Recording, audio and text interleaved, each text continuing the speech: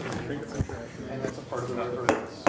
going to call this work session of the City Council to order. If you'll join me in the Pledge of Allegiance.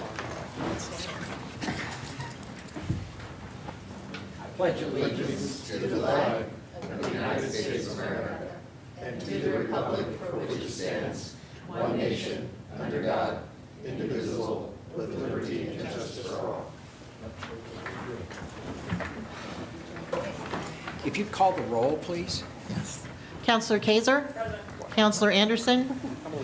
Councillor Nanke? Councillor Young? Councillor Osick? Here. Councillor Hoy? Here. Councillor Nordijk? Here. Councillor Lewis? Mayor Bennett? Here.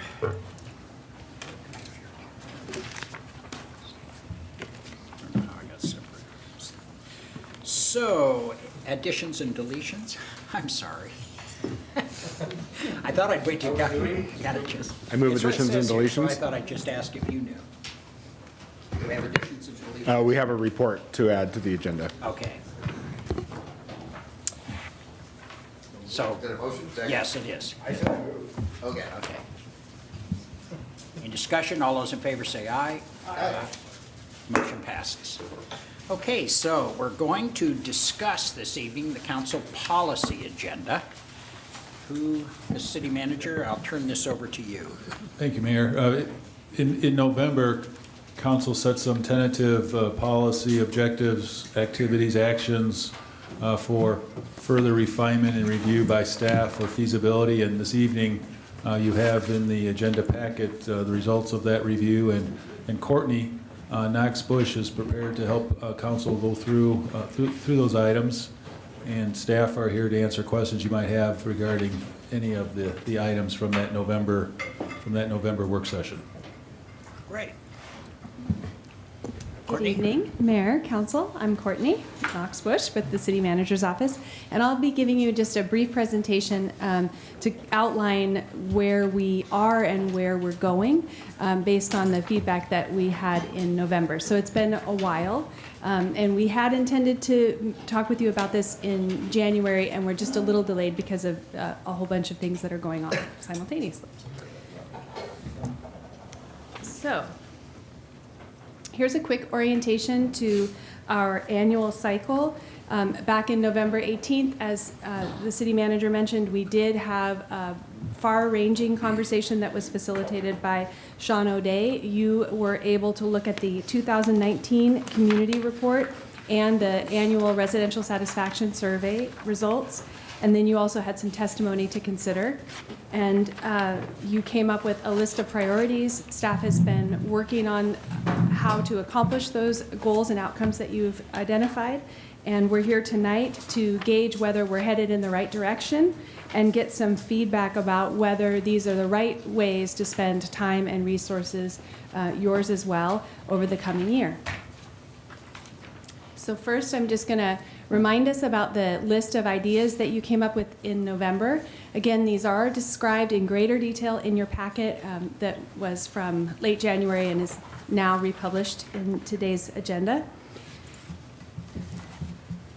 The first item that you wanted to see more action or as a policy priority for the coming year was affordable housing and homelessness.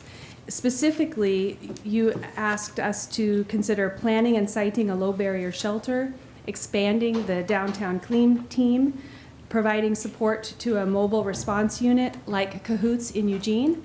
You also asked for us to consider lobbying the legislature for more mental health support and funding. Oops, excuse me, too fast. The second item that you asked us to consider was coordinating with transit for employee bus passes. You also asked us to look at policies that might stabilize and reduce waste management fees.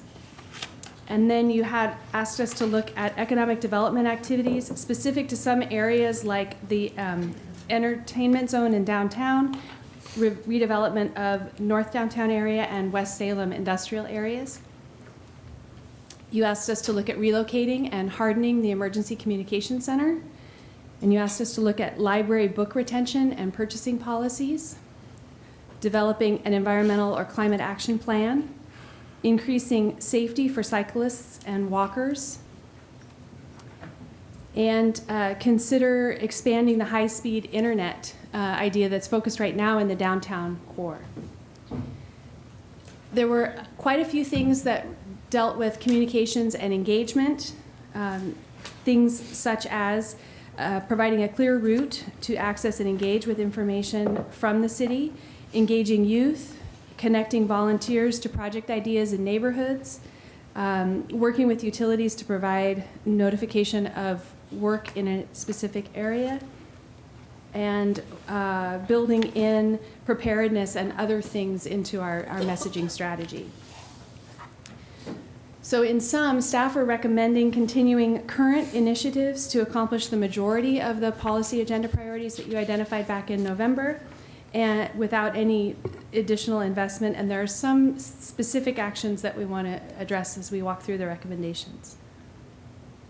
So this slide shows those things that are from the 2019 policy agenda in bold, and we've nested some of the ideas that came up in November as other policy priorities, and nested them where they are, have a good fit in existing priorities. So for example, focusing economic activity and the strong and diverse economy. Right now we have a policy agenda priority to look at high-speed internet downtown. We could continue some of our existing work in the downtown and North Downtown and West Salem industrial area, which are all areas that you've asked us to look at as your policy agenda priorities. So the majority of the economic development issues are already things that we think we can accomplish with existing resources. And then as it relates to services for the unsheltered, we are already lobbying the state for mental health support in our existing legislative framework. And the library renovation is already a policy agenda priority. The library is planning a strategic plan which will help to address some of the specific policy issues that you had mentioned back in November. And then safe, reliable, and efficient infrastructure. We're already working on an asset management and bonding strategy, and we're investing in safe drinking water. The environmental action plan or climate action plan idea is where the smart commuter program naturally fits. That's an existing initiative that we're doing now, and we could expand it to include bus passes. In good governance, that's where the communications and engagement framework fits, and we would like to continue to do the communications work we're doing now. Again, continuing on that theme of being able to accomplish many of the policy agenda priorities that you asked us to look into in November, being able to achieve that within existing resources and existing policy priorities. We have a couple of things that we wanted to address tonight specifically. There are two areas where staff are recommending to continue current initiatives and possibly seek grants to be able to further impact these areas. And that's developing more affordable housing. We can continue Salem Housing Authority projects. We can provide funding to incent additional affordable housing opportunity and create a diversity of housing stock through the land use through our Salem, which we're doing now. And then I think, Kristen, you had a quick update that you wanted to share with everyone about another priority. Yes, thank you. Kristen Rutherford, Urban Development Director. So I wanted to provide a bit of an update on a concept that we talked about at a work session in the fall, which is a single property urban renewal area for affordable housing. We've continued to work through developing that and have not brought it back to council yet because we were waiting to get a legal description for what that urban renewal area would be. And that legal description had been tied to the plat partition there at North Campus. And I think everybody's aware of the delays and the timelines with getting that subdivision finalized. Because it was taking so long and because there's kind of a race against the clock to get the urban renewal area established by the end of June so that we can take advantage of that low tax base right now and collect that increment growth. Mountain West Investment moved forward outside of the subdivision process to secure a meets and bounds description of what that parcel would be. So that came in just a few weeks ago, and that has allowed us to start to move forward to try to finalize all of this before that end of June deadline. To do that, though, there are some actions that we would need to take that would put this process, some of the communication of the process, out before it comes back to City Council for any formal action. And the two actions that would need to occur to keep us on that timeline would be to start the super notice process. So under ORS 457, when you create or substantially amend an urban renewal area, there's a requirement that you provide a super notice to the community, and that goes out in utility billings. So we would need to catch that in our next utility billing in order to meet the timeline. Then the second requirement is to provide copies of the proposed plan and report to the affected taxing districts 45 days before there is a public hearing held on the urban renewal area. This is a brand new statutory requirement, so we'll probably be one of the first communities to have to go through and comply with that requirement. So to do that, we would need to send out copies of the plans and reports around the first week of March to meet the requirement. But we won't be bringing this back to the council for any action and formal initiation until our first meeting in March. Kristen, can you share what the possible or potential mix of affordable? Yes, yeah. So the program that we had talked about would provide, we'd have a menu of probably 3 different options in the program. And the program, I want to clarify, can be finalized separate and distinctly from the creation of the urban renewal area. So the urban renewal area, we need to wrap up and meet that timeline. There would still be additional time to vet and finalize the ins and outs of the program for the rebate. So what we're looking at right now for this pilot project would be at the most, or the largest rebate would be a 97% rebate to the developer and owner in exchange for 20% of the units being affordable units at an average affordability level of 60% of the adjusted median income. So in this situation, they're looking at 246 units. So we would have about 48 of those units would be averaging 60%. So some might be less than 60%, a few might be closer to 80%, but targeting the 60% AMI level. And that comes out, the property tax rebate, at a little over $5,000 a door on an annual basis as an incentive. Councilor Hoy. Thank you, Mr. Mayor. And can you make sure that my thinking is correct on this? I know sometimes the creation of urban renewal areas can be a little bit controversial because it might impact other districts' revenue. But in this case, it's a single property that has not been on the tax rolls for, I don't know, a few hundred years, if ever, because it's the state hospital property. So this actually is unique in that it won't negatively impact anything in terms of existing revenue. Is that true? That's correct. Great. It's not going to impact any existing revenue. They would forego growth in revenue. Right. Thank you. Kristen, are you looking at the entire property or just that portion devoted to housing? Just the portion that's devoted to the multifamily housing. So we're not looking at the single-family housing. Just the interior? Just the interior piece that's about around 10 acres that would be the apartment building on that site. I'm curious because we've got then a strip along Center Street proposed as part of the subdivision there. Would we not want to have that somehow included in order to pick up both the revenue and be of assistance to developing commercial along there, and having a voice in it? So that has not been a part of the conversations to date and could not be included at this point as a part of the single property urban renewal area. We could look at creating a separate urban renewal area for a commercial piece to incentivize that development as its own process and provide a similar kind of property tax rebate. It just hasn't been a part of the discussions to date. And because the development of that piece is not imminent, we would have a little bit more time to do that. Okay. Okay, thank you. Brad?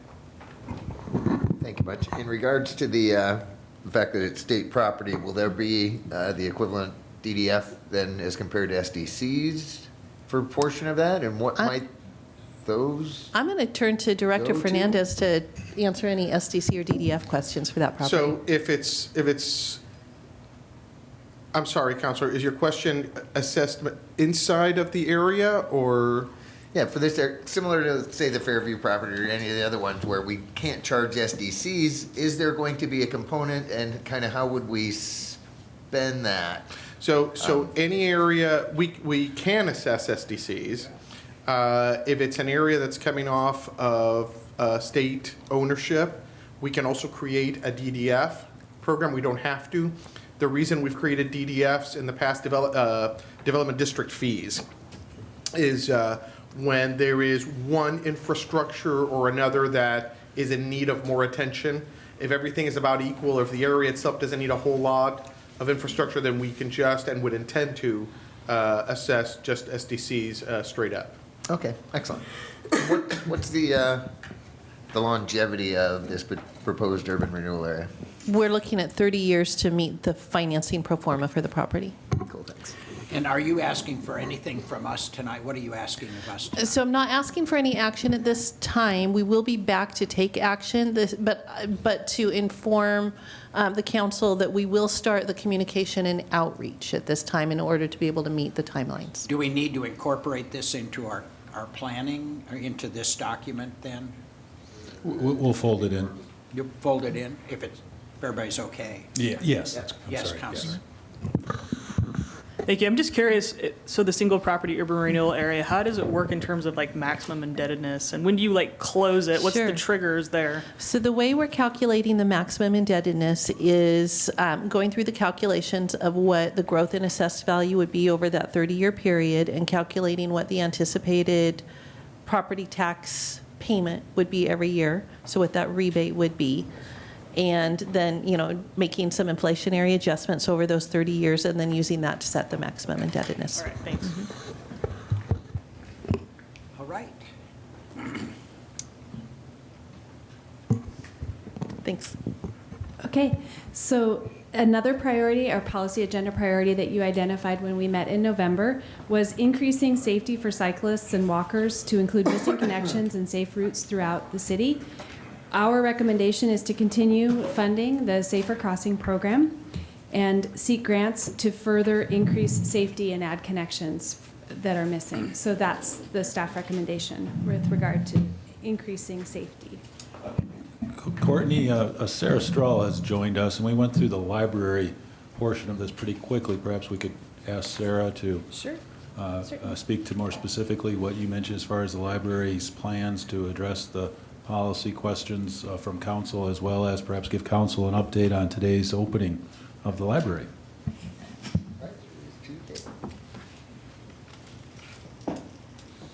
Hi, everyone. I'm happy to answer any questions that may have come up about the. It was regarding the library collection and Yes. book. Did anything more specific come up that wasn't answered in the report?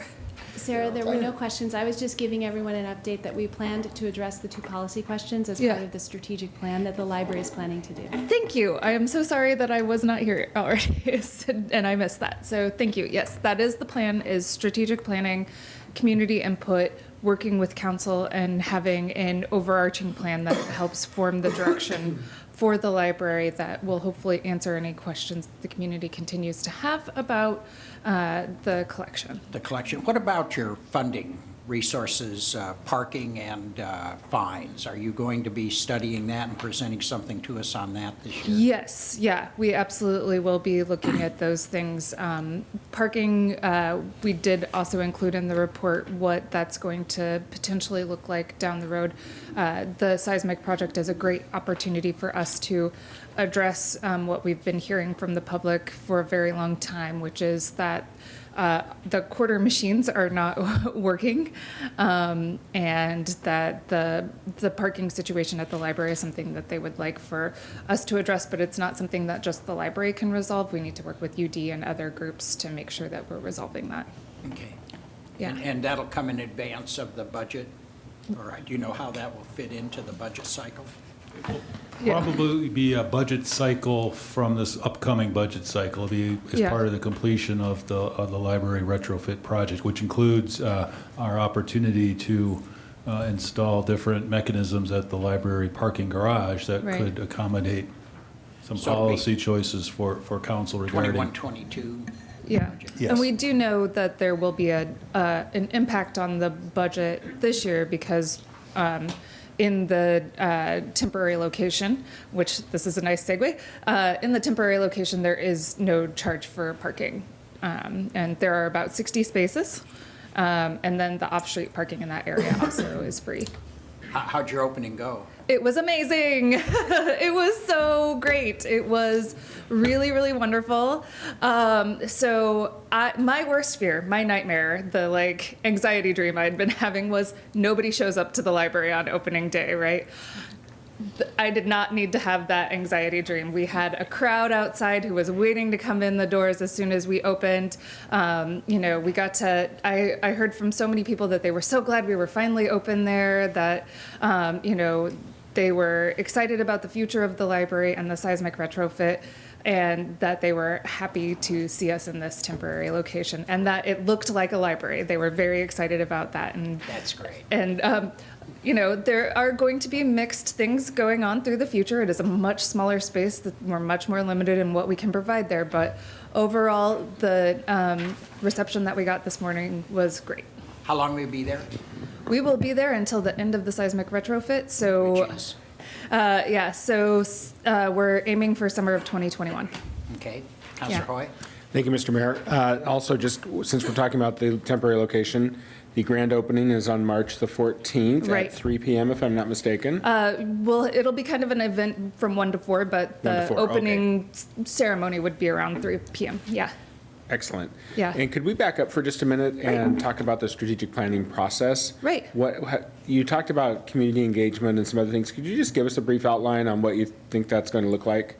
So my hope is to potentially hire an outside consultant to help us with some of these things. We did the Orange Boy survey, and that was very illuminating in 2018 and gave us a lot of information to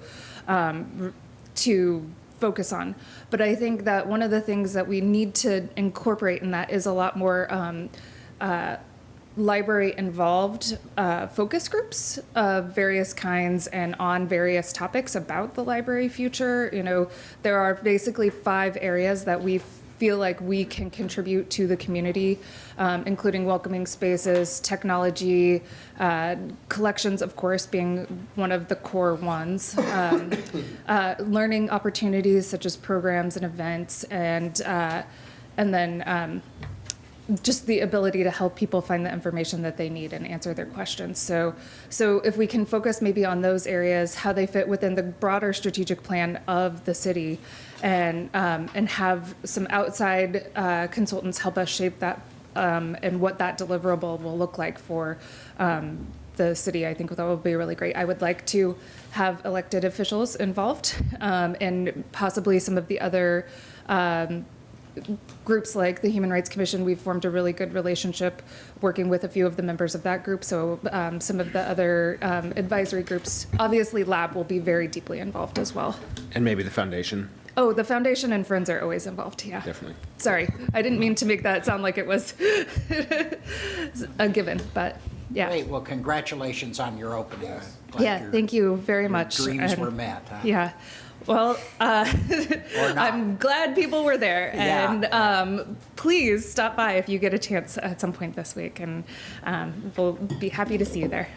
Yeah. Very good, thank you. Thank you so much. All righty, go ahead, Courtney. All right, so then we had 2 items that we were recommending for additional investment in 2021, our upcoming budget year. Planning and siting a low barrier shelter. That recommendation is to include a navigation center and fund and purchase and build it with urban renewal and seek grants for operations. And as many of you know, we have an active request in with the state legislature, and we're working through that as we speak, probably. And then the other item that we're recommending for additional investment is the climate action plan. We have the opportunity to carry forward $50,000 from the year we're in, and use the climate actions audit report to begin the climate action plan. Peter, do you want to address any of If I may. that? Thank you. So we put on your desk paper copies of the climate actions audit. There's some extra copies if folks in the audience would like one. If you'll recall, at last year's budget committee, there was substantial discussion about not whether we should undertake a climate action plan, but whether we could afford to undertake a climate action plan. The city manager proposed that we undertake an audit to see what climate actions the city had already completed. So that was, we were directed to do that, as well as the council put $50,000 in the budget in the meantime. We were, Public Works was assigned to do that. We hired an excellent intern, a young man who is working on his master's in urban and regional planning after completing his law degree. So we caught a winner here. He did an excellent job, and his research is contained in the report. What we found is, first we did an analysis of we gathered all the climate action plans that have been adopted in the city or in the state of Oregon. There's about half a dozen or so. And then we looked at what are considered the best municipal climate action plans in the country. And he looked at those and developed a very long list of actions based on these climate action plans, and then spent a long time reviewing our documents, interviewing our staff to determine what we had already done. And because we've done a lot to address climate change, it's just not in one place. It's in a lot of documents and a lot of actions that have just been completed.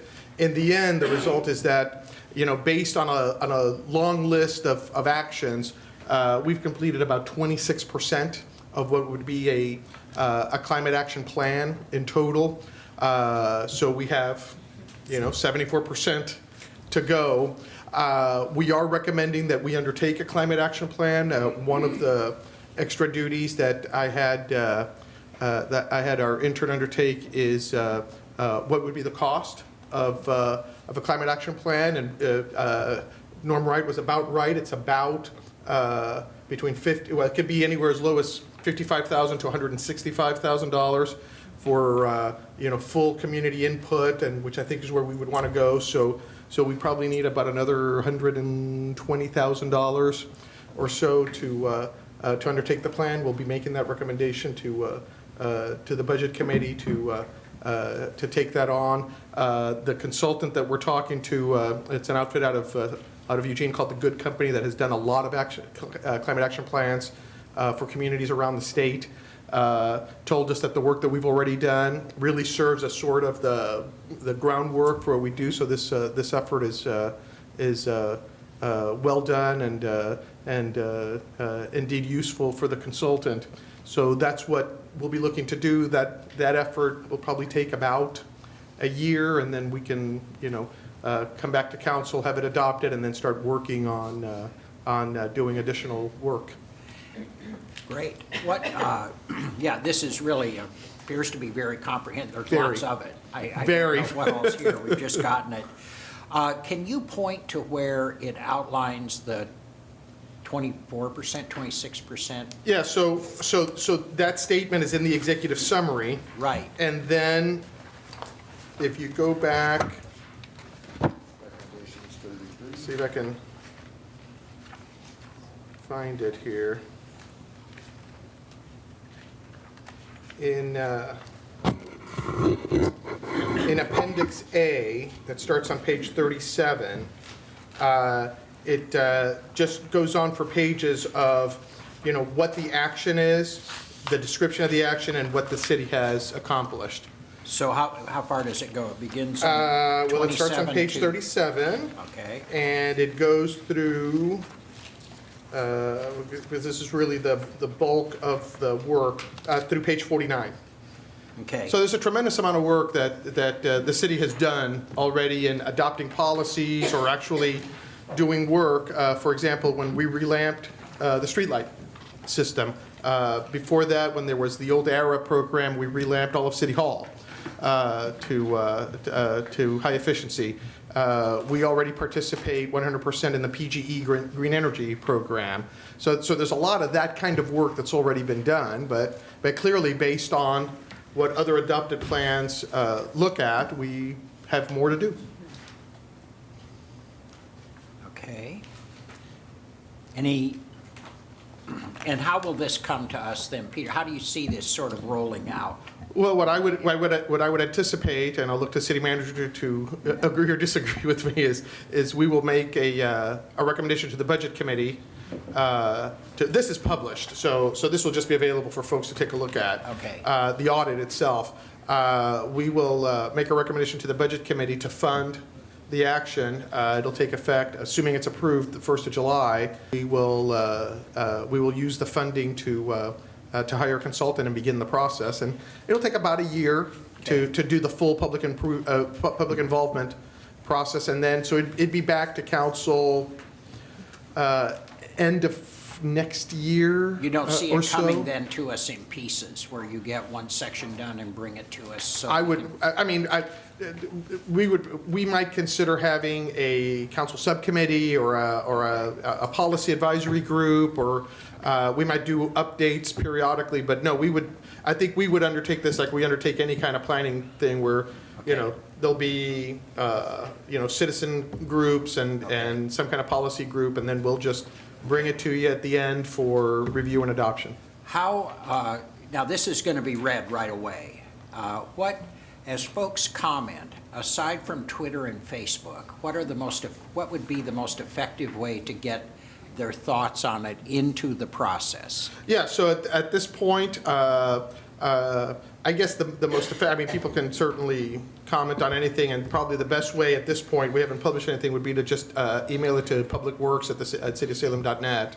Okay. And it'll get back to us. And those will be compiled so those will be we can watch compiled them. and useful. Really, the most useful comments would probably be if we missed something, to make sure we get credit for it, give ourselves credit for it, and if there's a proposed action that it's sort of this assessment that we haven't thought about, or if there are things that we should think about as we embark. But our plan would be to do a full public involvement as part of the process. So really, there'd be opportunities as we actually do a climate action plan to get input from the community. Do you then think you'll be recommending to the council soon that we establish a climate action plan advisory committee, or what are you? So what I would propose is if we get approval for the budget, as we work with as we set up the project and set up the project governance, if you will, that would be the time to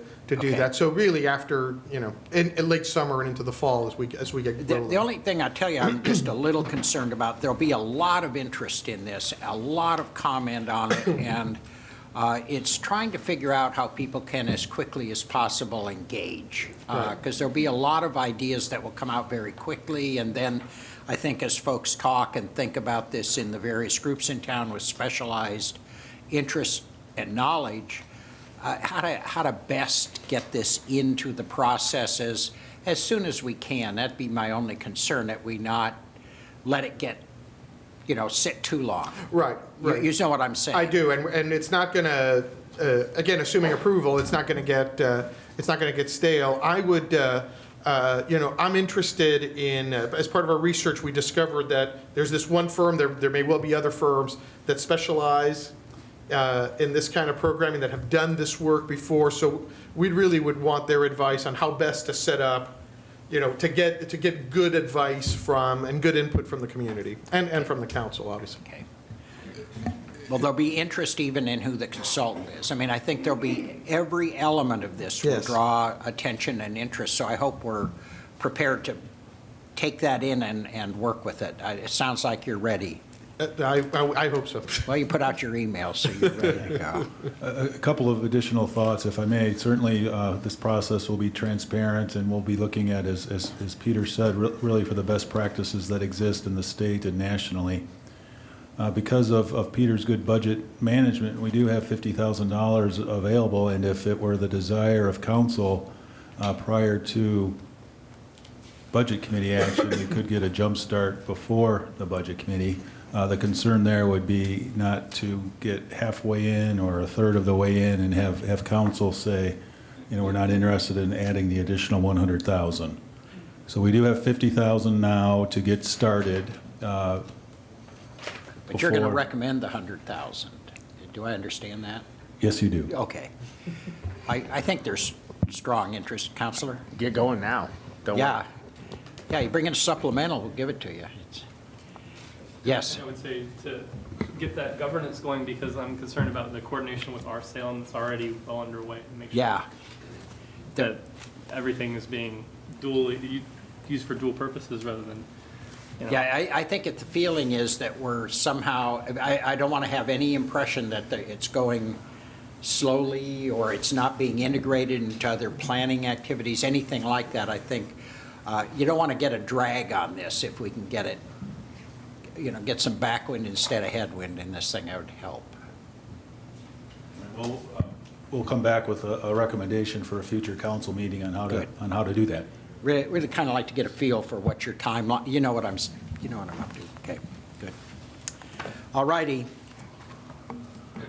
Okay. So we had a couple other items for your consideration. We had expanding the work of the downtown clean team. Again, I just want to remind everyone that in your packets are a clear description of our current activities and then our recommendation and proposal to meet the outcome that you described. So this is really high level, and I apologize for going so quickly, and I've damaged the computer. So we were talking about expanding the work of the downtown clean team, and our recommendation is to defer that until additional resources are available. Establishing an organized camping site for the unsheltered in our community, and as we've talked about quite a bit here lately, our recommendation is to reserve resources for permanent housing, permanent supportive housing. The mobile response unit, we've also talked about that here recently. There is some pilot program developing at the United Way. Yes. Thank you, Mr. Mayor. Sorry. Back to number 2 for a second on the organized camping. Yes. It seems like we've taken a vote on that recently and we have rejected that proposal. So it seems like that one can come off the list in my mind because we have actually taken action on it. Mm-hmm. We considered it and we decided not to. And council's taken that action since we Right. had the initial conversation back in November. Right. But what I was just suggesting is that since we have done that, it might be worthy of not spending more time on that. There is some confusion in the community. We have been getting a lot of emails from people that saw the proposal that was defeated and they think it somehow is still going forward. Mm-hmm. So, yeah, there's a lot of confusion out there. Okay. But as you pointed out, we have taken a vote on this, so it'd seem most appropriate. Now, it may well come up again, or you never know. But for right now, it's not something we want you spending more time on.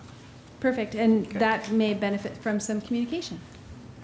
So we can do that as we wrap up your actions from this evening. We can. One other on the mobile response unit. What about the LEAD program? Is that a program that is similar to what we're talking about here, do you think?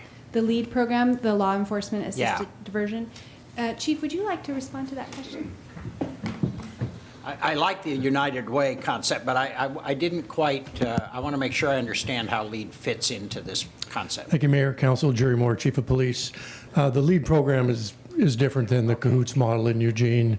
LEAD program is a couple individuals who go out and on the street and make contact with probably almost everyone there and trying to perhaps convince them to better their lives and try and get into some sort of treatment or some way to defeat the demons that might keep them on the street. The CAHOOTS model is a van that drives around and in Eugene can actually take people to shelters or other locations where they get help. And as I pointed out in that report, the United Way model probably doesn't reach the same levels as CAHOOTS. Okay, thank you. All righty. And then these 4 issues were raised in November. One was to consider policies to stabilize and possibly reduce waste management fees. Our recommendation is that we could benefit from a little bit more council direction, policy direction on this issue, and we would like to recommend holding a work session in 2020. There are 2 issues that we'd like to address in future years. The mobile application for shelter bed information, that's something that we'd like to consider in a future year, future policy agenda.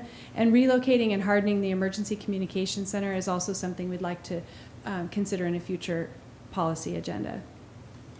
The Sobering Center initiative is one that you recommended we remove from the policy agenda for the coming year, and we just want to acknowledge that that's happening here. So with that, we are able and willing to take questions, and we'd like to end this evening, as I mentioned in the beginning, with a clear sense of your priorities for the coming year, for your time, as well as the resources. Counselor. Thank you, Mr. Mayor. Courtney, back to your statement about the Sobering Center. Mm-hmm. I know that failed because 2 of our community partners sort of withdrew funding. Have they talked at all about potentially bringing that back or trying to re-up with their partnership with us, or is it just dead? My assessment is that it is dead because the funding gap for operations is far too great to be able to meet with existing resources. There was a $350,000, $400,000 funding gap on an annual basis that we couldn't solve for.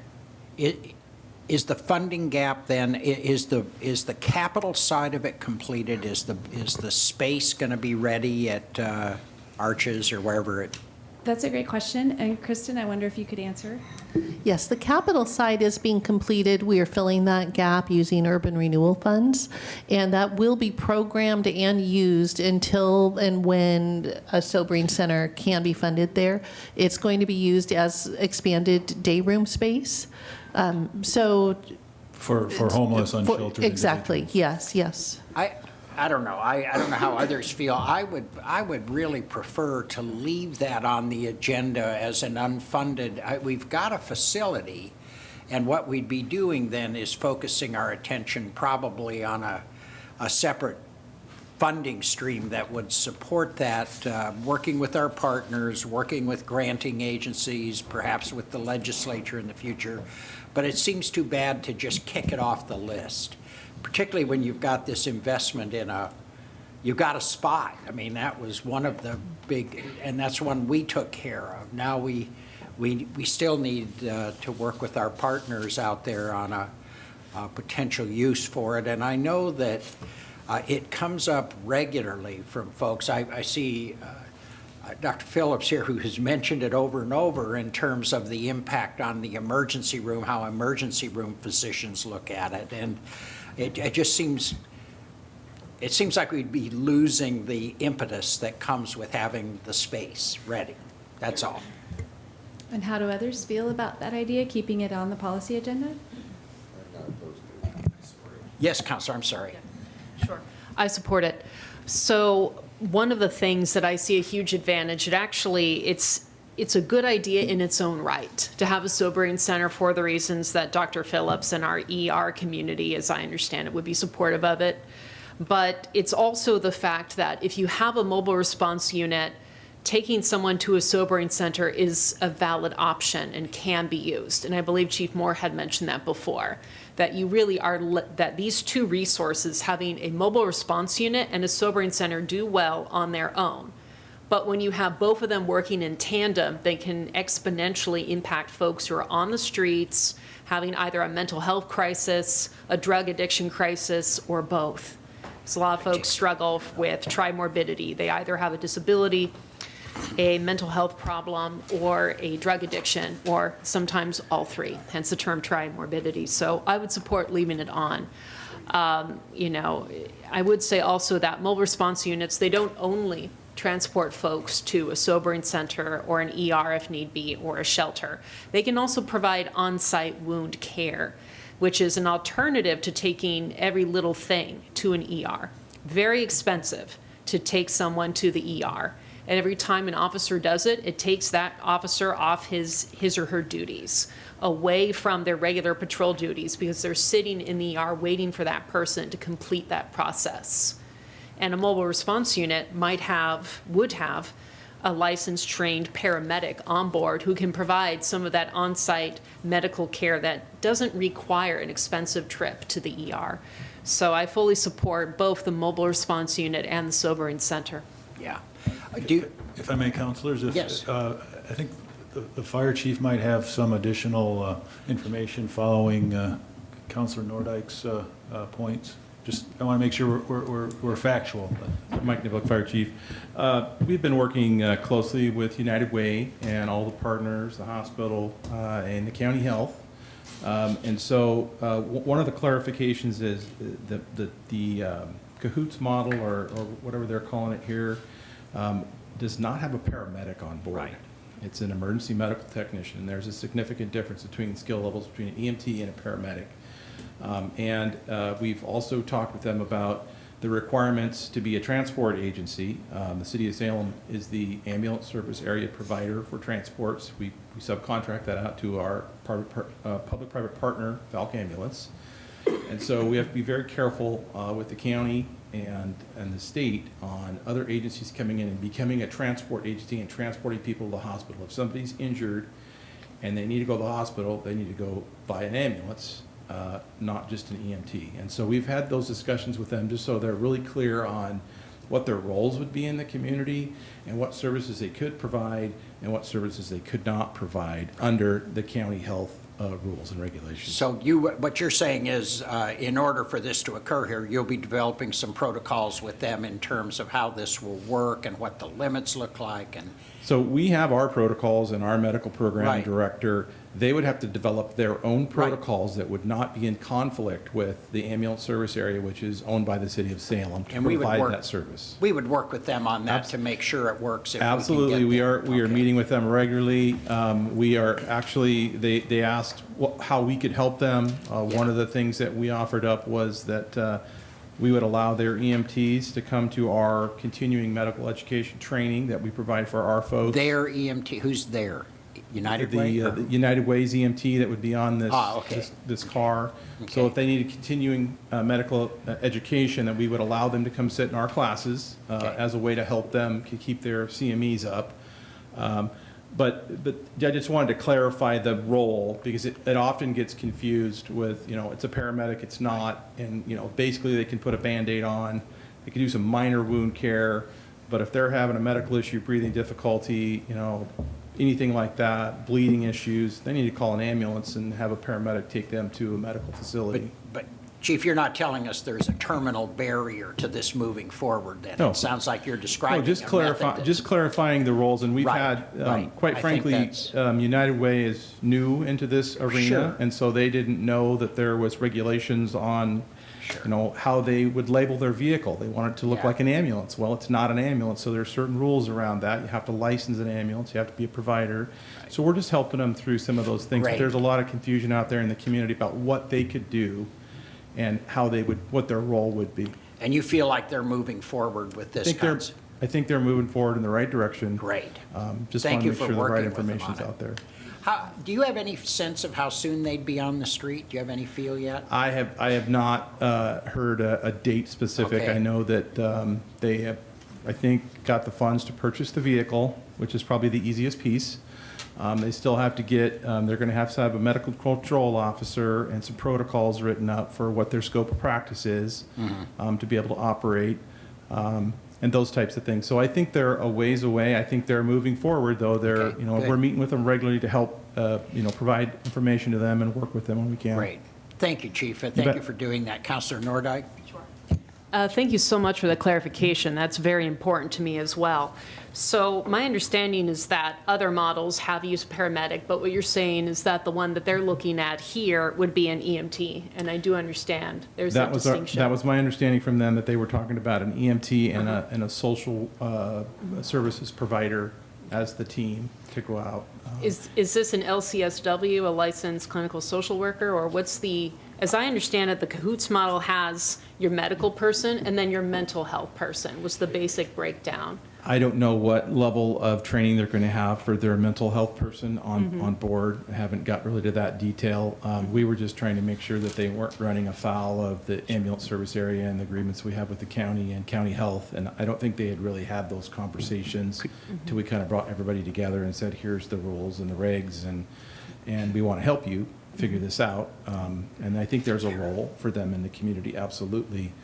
Given the right parameters and those kind of things. And if I may, I have one other question. So the Cahoots model in Eugene, the Cahoots persons would have the 911 dispatch, on their shoulder, and they would be plugged into their 911 response system. Are we intending on doing that here in Salem as well? So that's a detail I think we still have to work out. That's how they're doing it in Eugene, but it's more complex than just saying, hey, we want to use a 911 number for this. The 911 center is the second busiest dispatch center in the state right now, receiving lots and lots of calls. So I think that could be worked out, but I don't know that those details have been worked out yet. And I think they're through the non-emergency line in Eugene, if I'm not mistaken. I don't think they're going through 911. And I don't know on that, but I heard that they were through non-emergency. So they were peeled off through non-emergency, and then they were dealt with in that matter. So they weren't jamming up a 911 call waiting to come in. Okay, Councilor Kaiser. Just back to the comments about the sobering center, I think I would like to keep it also on the agenda or policy. And I think we really need to go back to Marion County and Salem Health and ask them if they're at all serious about helping with this issue. I think they should be. I think they have very. Just a minute, Chief. I think they have a lot of liability if they don't possibly. So I would really, I think we need to keep it. I think we need to press them to help us. It's their problem too, not just ours. Yeah. And they need to help contribute to pay for that. Okay, very good. Chief, could you keep us updated on this at council meetings whenever there's anything going on or some piece of information you think would be helpful? I think we're all real interested in how this progresses. Absolutely. Great, really appreciate that. Thank you. Thank you. Okay, do we need to vote on keeping the sobering center? No, I think. You think you get a sense of council? I have a sense of council, yes. Okay, thank you. So if I could just review what I think we've talked about, and you can tell me what I've missed. In increasing affordable housing and providing services for the unsheltered in our community, we are adding in the single property urban renewal area. We are keeping plan and site a low barrier shelter. We are keeping sobering center, and we are keeping the mobile response unit through the United Way. Okay, Okay? sounds good. And What else you got? then we took organized camping off. And you've also asked us to begin now on the climate action plan using the $50,000 from this current budget year for engagement and looking into a governing structure. Okay. Good. And then if I could just ask for direction on the last issue, there's a page in your packet at the very, very end that is the tentative city council work session schedule for the coming year. And there was one issue that we were recommending that we needed a little bit more direction on, and that has to do with the stabilizing and possibly reducing the waste management fees. And that's something that we would be looking to you for a work session to give us a little bit more direction. And if you look at the policy, if you look at the work session schedule, it's a little crowded in the beginning of the year already. So just want to note. Well, when do we deal with those fees again? What's our timeline look like to kind of? Ryan? When will they be back? Anybody know? We are on the 2-year cycle. This is the regular, correct? 2 years?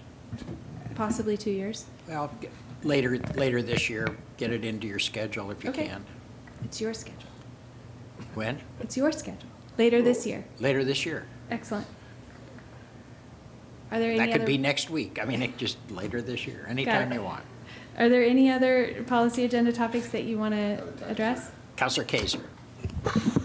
Thank you. I'd like to talk just for a moment about the downtown entertainment zone. And I think, I read the staff report on it, and I think I may have not perhaps explained what I was thinking. As we get more residential downtown, like with the Co's development going in, with the Court Street, or I can't remember what they're called, the Court apartments, Court in front, I think what we need to do is make sure that the noise that's currently permitted is going to be compatible with residential in the downtown. We want people to live downtown. We also don't want them to live with, if the noise goes late at night and it's really loud, it's going to prohibit people from wanting to live there. So I would be in favor of examining something just to see if we're actually on par with increasing residents downtown, and it's compatible, I guess. So I think that got missed probably back in November when I talked about it, but that's what I was going for. I know we have a pretty high limit for noise already for areas, but does it make sense? It doesn't make sense, especially if we want more people living downtown. So I can speak to that just briefly. So yes, in looking at an entertainment zone, what we have right now is a very typical level for a commercial business district. It's a common level in commercial business districts in many comparable cities.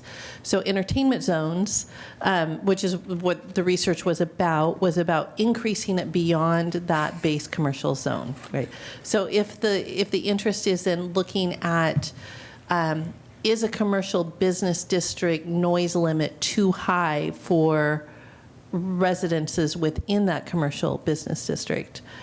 We can look at that, but I will say from what I did explore that our current limit is a very standard limit within a few decibels, 5 decibels or so, for commercial business districts. So I think the question is, do we want to explore making our downtown noise limit closer to a residential zone noise limit, which then runs into a bunch of different issues for just business viability in a downtown. Yeah, and I'm definitely not suggesting that. I think I would be interested perhaps in the research. Okay. So that as I get emails and calls from people, I can give them that. Okay. But I don't know last time we looked at it, but I would be really interested in the comparable cities and what they have, and I know like Boise is often mentioned as a comparable, so okay. Having some of that would help. Sure, if we decide to not move that forward, or if there's not council, will to do that. Okay, I can go back and look at what was already gathered for the staff report, and then see if we can look at Boise and a few other cities to add to that. Okay. Okay. Would you like to keep the entertainment zone on the list, or are you Well, interested? actually, I mean, as far as like increasing the level, I think, there could be some benefit of that to kind of establish an area of downtown where we really want to see like nighttime activity. It's pretty spread out now. I mean, it could behoove us to actually designate a place. Like I know High Street's often been that kind of, there's the theater there, a bunch of restaurants, nobody lives on High Street. There's some businesses, office buildings, but there's no apartments. So, I mean, I think something like that, especially if we want to focus economic growth on a certain area of downtown, it could really benefit to look at something like that. Level. So, yeah, it's an interesting idea. So I would be supportive of that. I think it's up to the rest of the council if we want to do that, but I would be supportive of looking at that. Okay, so, noisier downtown. What else we got going on? Anyone else want to bring up anything that is not here?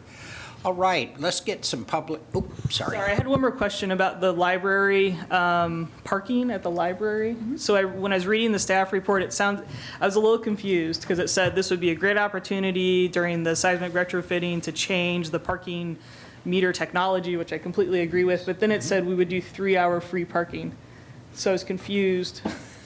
If we're going to do 3-hour free parking or parking meters or 3 hours and then you pay or what? I think the primary idea, and Sarah, you can speak more directly, but the primary idea is that you have more flexibility by having a different technology in place. You have more flexibility so that the first 3 hours could be free.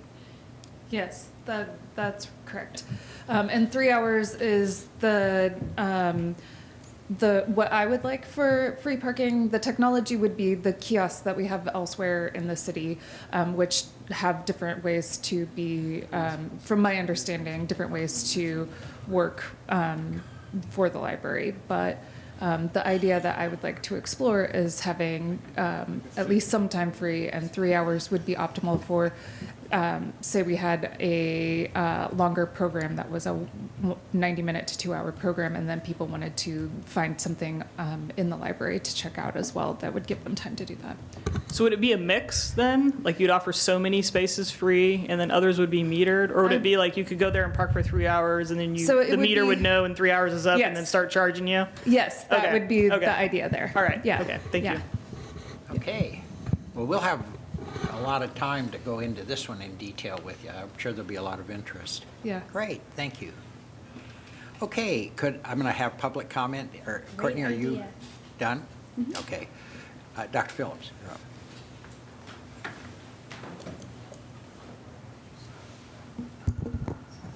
Thank you.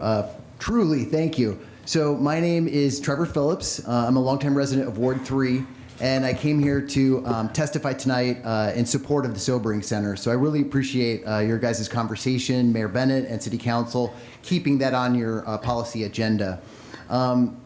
It was one of the top recommended solutions proposed by the Downtown Homeless Solutions Task Force that I served on. And I really appreciate the comments by our fire chief. Healthcare is kind of complicated, and I did briefly speak with one of the administrators of Cahoots.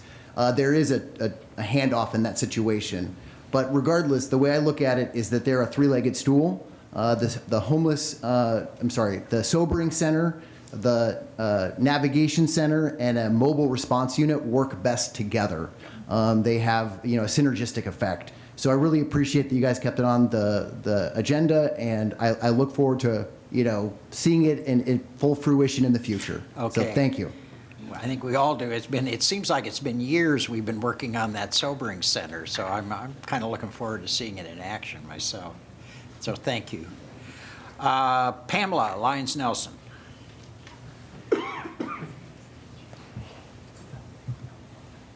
Pamela Lyons-Nelson, Ward 1. I have a very brief thing to say. I've been talking with many people about the work of the City Council, and the comment that was made last time that people don't realize how much work you've done.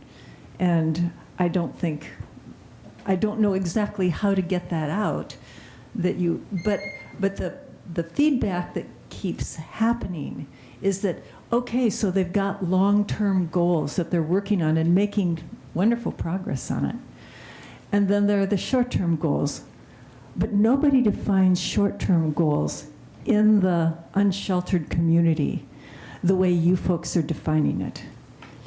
You're defining medium-range goals, but they get called short-term goals. But when something's out 6 months to 2 years, that's no longer a short-term goal for the situation we have. So what I'm suggesting is that you consider changing the terminology just a little bit here so that people know you have immediate goals, mid-range goals, and long-term goals. And then I think you'll get the credit for doing the things that you've been doing long-term. I think we'll see the proportionality of that. Next year is not a short-term goal. And when that's made clear, as it is now at practically the end of the shelter season, then I think there will be a wider understanding of what is being talked about and what the terminology is. And that's all I had to say. Great. Thank you, Pamela. Okay, anyone else? Yes. Hi, I'm Phil Carver, representing 350 Salem. I live just outside the city limits in the urban growth boundary. Well, welcome to town. Thank you. You're welcome. We want to congratulate and thank very much the staff, Manager Powers, and the city council members who have worked on this issue, and all the rest of the staff in terms of a really great proposal for a climate action plan. Great. And we concur that the public involvement piece is the most critical, and the design of how that works. And we don't have a specific proposal for an advisory committee, but I think that that could be an element to bring the groups. The key thing about advisory is not to be just some random citizens or kind of representative citizens, but to have really the groups like the Chamber of Commerce and the groups that represent the minority and low-income communities, and the environmental communities, and the people who are concerned about too much density. I mean, we really want all the citizens and groups to be really supportive of this, or at least to be grumblingly acknowledge that they were involved and they really can't see a better alternative, or they understand why it's being done. And that process is really not a come on down and we'll do a tabletop exercise. It's really keeping the same representative of these groups. And it may not be the official representative, maybe kind of the community concept leader or some such sociological notion. And we have we have some expertise. We have a sociology professor from Willamette who can help advise. And so we'd maybe like to have some consultation with city staff about how to set up an advisory committee that's broadly representative and helpful. Really, the whole goal is to have this be just what you want, to have the citizens and groups involved and have them have buy-in, at least buy into the process, if not to the final outcome and recommendations. So great. I hope you'll share that recommendation. I think that's really quite good recommendation with Mr. Fernandez. He's calling for help. So okay. Well, I think we'll put together a written recommendation. Thank you. Okay, thank you. Anyone else? Okay. I guess our final action is to adopt council goals. Is that where we are? What are we going to do? Mayor and councilors, we can certainly bring back to you a more formal document for adoption at a business meeting. We certainly have direction this evening, however, so we'll get going. Your action would actually come at a future regular council business meeting. Okay, great. All righty then, unless there's something else, we're adjourned.